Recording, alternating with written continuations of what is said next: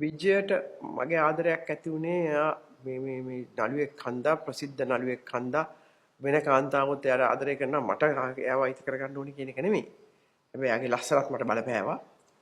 තාමත් අසරයි තාමත් ආකර්ෂණීය පර්සනැලිටි එකක් එයාට තිබුණා. නිකන් භෞතික ලස්සන විතරක් නෙමෙයි මේ මම හිතා ලංකාවේ හිටපු ලස්සනම පුද්ගලෙක්. කටහඬ එයාගේ පර්සනැලිටි එක කොහොම ආස කරුවා.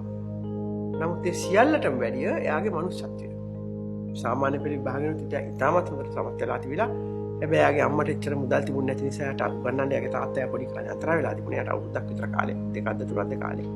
පාසලේදී සෙන්ට් බෙනඩික්ට්ස් එකේ ස්වර්ණම යුගයේ පාසලේ එයා කීප වතාවක්ම රම්පදක්ක වදින්නලා තියෙනවා කතිකත්වයට. සිංහල කතිකත්වයට.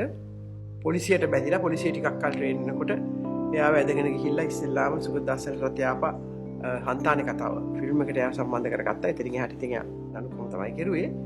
කතා කරනකොට මට පෙනුණා එයාගේ කතිකත්වය විතරක් නෙමෙයි මේ හුඟක් ඉන්ටෙලිජන්ට් හුඟක් මොලේ තියෙන කෙනෙක්.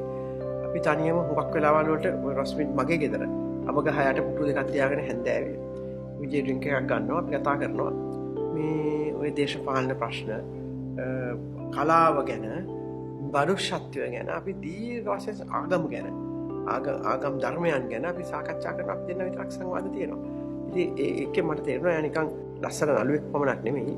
එයාගේ ලොකු මනුෂ්‍යත්වයක් තියෙනවා. ඒක ලොකු. එයා හරියට තරහ ගන්නවා. එයා හරියට ආවේගශීලී වෙනවා. අසාධාරණ ඉදිරියේ.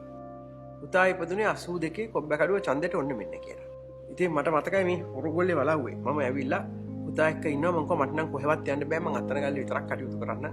මට මේ වෙන මොකක්වත් කරන්න බෑ කියලා. මොකද පක්ෂිනොත් එතකොට ප්‍රධානීන් ඒ මේ කොබ්බකඩුව ඡන්දෙට උදව් කරුවේ නෑ.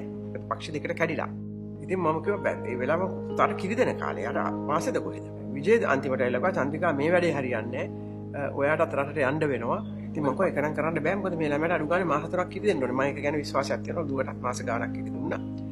එතකොට විජේ ටිකක් කළා බලා හිඳලා කිව්වා චන්ද්‍රිකා අපි මේ කරන වැඩේ හරි ගියොත් ඒ කියන්නේ කොබ්බ කැඩුන්නේ නැහැ දිනලා අපිට අපි සිහින දකින්න විදිහේ රටක් හදන්න පුළුවන් නම් අපේ පුතා විතරක් නෙමෙයි කිරි නැති දරුවන් තව ලක්ෂ සංඛ්‍යාත ගණනාවකට අපිට කිරි දෙන්න පුළුවන්. ඒක නිසා කරන්න දෙයක් නැහැ. ඔයා මේක නවත්තලා මට පිටි කිරි දීලා එන්න ව්‍යාපාරයට.